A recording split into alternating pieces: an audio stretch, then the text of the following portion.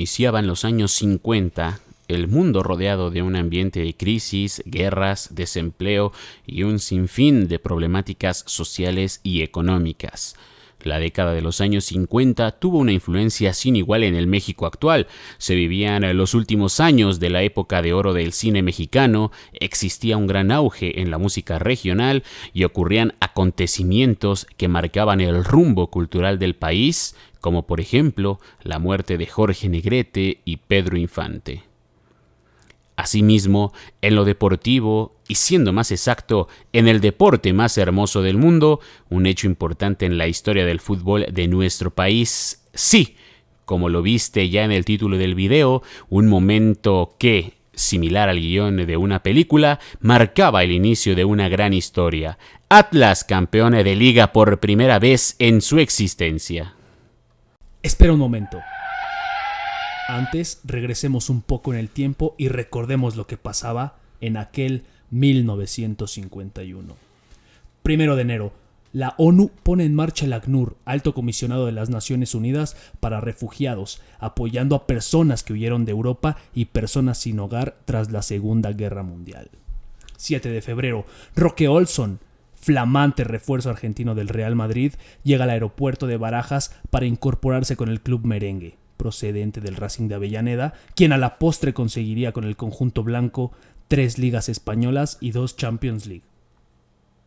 Surge A Toda Máquina, película icónica del cine mexicano que tuvo a Pedro Infante y Luis Aguilar como protagonistas.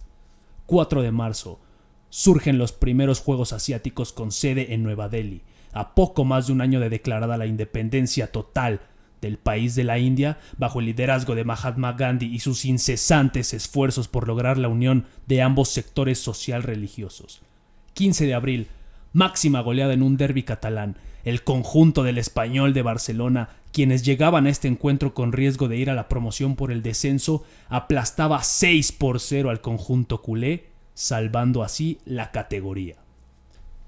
En el ámbito musical, lo que sonaba era: en Latinoamérica predominaba el mambo y cha-cha-cha. Su principal referente era Pérez Prado, recordado por temas como Mambo número 8, Mambo número 5 y Qué rico el mambo, por mencionar algunos.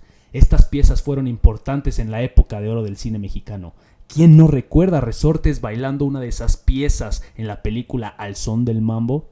Al sur del continente también tenía presencia el tango y hacia el norte se escuchaba jazz, blues, big band como principales, teniendo como exponentes importantes a Glenn Miller, Nat King Cole y Lex Baxter, por mencionar a algunos. Frank Sinatra, primer cantante que utiliza la tecnología para situar su voz por encima del sonido de la orquesta, pasaba por un momento complicado con fracasos en su carrera artística. Sus películas no tenían éxito y su popularidad iba en descenso. En México vivía un gran momento un tal Jorge Negrete, el charro cantor, intérprete de éxitos como Ay Jalisco no te rajes, popularizada en 1941. ¿Y quién pensaría que justo 10 años después un club del estado sería campeón? El Atlas, equipo que en 1951 en Jalisco no se rajó, tema del cual hablaremos en un momento. En 1951 nacían personalidades como el diseñador Tommy Hilfiger, Joan Sebastián, cantante y compositor mexicano, quien compuso la canción Un Idiota, que a la postre la Barra 51 convertiría en un cántico en el Estadio Jalisco con el famoso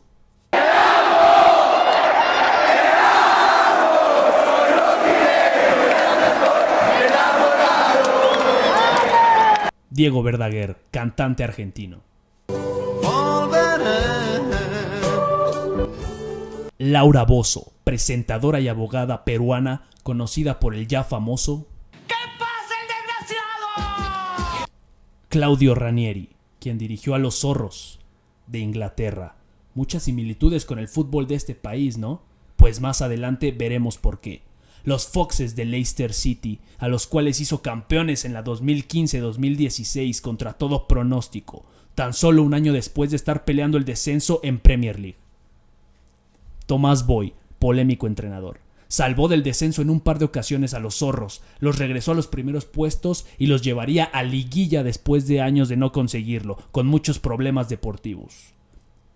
De la mano del jefe, como se le conocía, lograrían también el pase a Copa Libertadores de América, sin duda un personaje que dejó huella en el club y lamentablemente en este 2022 perdería la vida.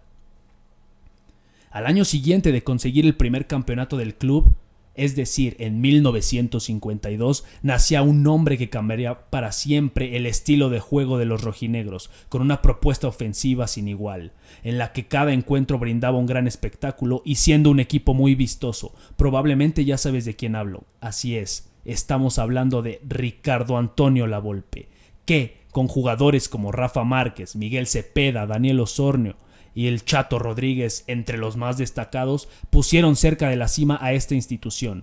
Desafortunadamente no se lograba el objetivo, ser campeones. Perdían la final contra el Toluca. Aún con esto pasarían a la historia del fútbol mexicano. Ahora hablemos un poco de los orígenes del club. 15 de agosto de 1916 se funda el Club Rojinegro. En medio de la Revolución Mexicana, muchos europeos llegaban a la Perla Tapatía en busca de estabilidad. Dentro de los extranjeros que se establecían en México se encontraba Juan José Cortina, de raíces españolas, el menor de 2 hermanos, después de haber cursado su formación básica en Inglaterra y donde conoció el fútbol. Fue en Guadalajara en donde pondría en marcha su espíritu emprendedor, y al coincidir con jóvenes con pasado similar en colegios ingleses, los Fernández del Valle y los Orendain se reúnen con la intención de fundar un club de fútbol en el cual pudieran concentrar sus valores y gusto por este hermoso deporte. Después de pláticas y esfuerzos surge el Atlas, bautizado con ese nombre ya que, citando a Juan José Lico Cortina, nuestro entusiasmo era tal que ya nos creíamos el sostén del mundo, haciendo en referencia al titán mitológico de la cultura griega. Decidieron también generar un escudo que plasmara una identidad para el club, y con la experiencia del artista Carlos Stahl, en poco tiempo había creado la ya simbólica letra A en blanco con un fondo rojinegro. Los colores distintivos del club se generarían con la influencia de los hermanos Orendain, jóvenes que estudiaron en el colegio Ampleforth de Inglaterra. Por ello, la elección de la ya icónica vestimenta rojinegra, simbolizando al mártir San Lorenzo, patrono de aquel colegio. Por ello, se le conoce ya históricamente como los rojinegros del Atlas. Pero momento, ¿no es este el único sobrenombre? ¿Se les conoció como?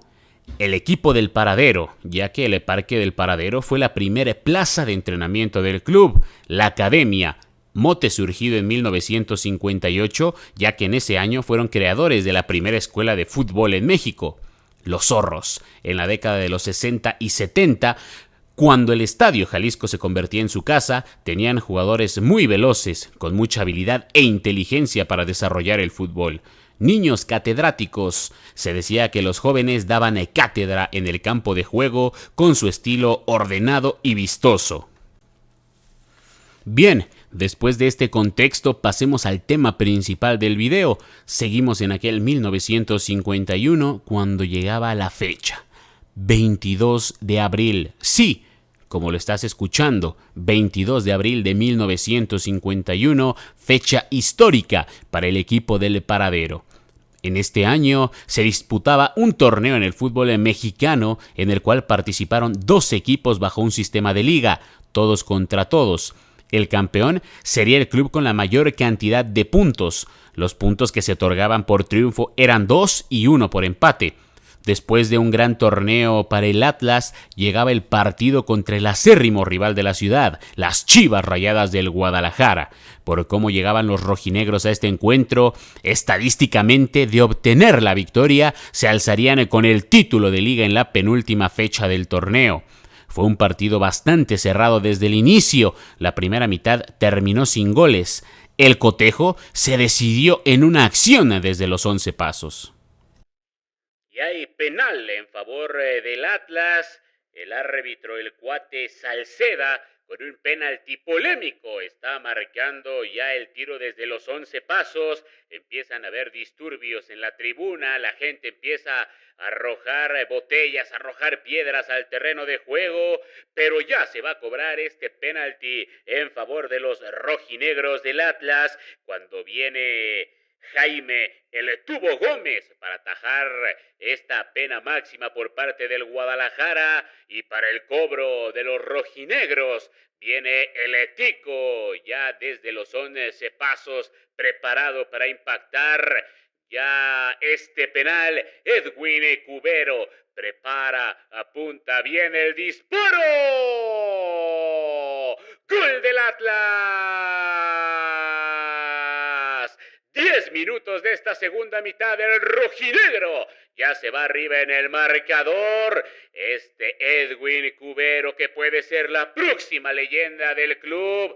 Artillero Tico marca desde los 11 pasos. Así, el rojinegro se consagra campeón por primera vez en sus ya 35 años de historia. ¿Habías escuchado la frase "va a llover" cuando se presenta algún evento inusual? Pues sí, llovió, y muy fuerte. Justo un mes después del primer campeonato de los zorros, caía un diluvio que inundó por completo la Ciudad de México. La inundación duró cerca de 3 meses. En los lugares más bajos de la ciudad, el agua alcanzó los 2 metros de altura, hecho que orilló al gobierno en turno a realizar una gran inversión en obras hidráulicas, como entubar el río Churubusco. Y ya que estamos mencionando frases pluviales, ¿quién no ha utilizado la frase "ya llovió" cuando ha transcurrido un tiempo prolongado desde la última vez que ocurrió un suceso? Pues hasta el 2021, en muchas ocasiones se escuchó esta frase cuando se hablaba del último campeonato del Atlas, ya que en este año se cumplieron 70 años sin que pudieran volver a levantar un trofeo de liga en México. Hoy ya podemos mencionar que justo el 12 de diciembre del 2021, Atlas vuelve a ser campeón del fútbol mexicano, y hoy, en el Clausura 2022, está cerca, muy cerca de lograr un bicampeonato. ¿Va a llover en la cancha del Estadio Hidalgo? Descúbrelo en Porque 90 no son suficientes, este 29 de abril a partir de las 19 horas.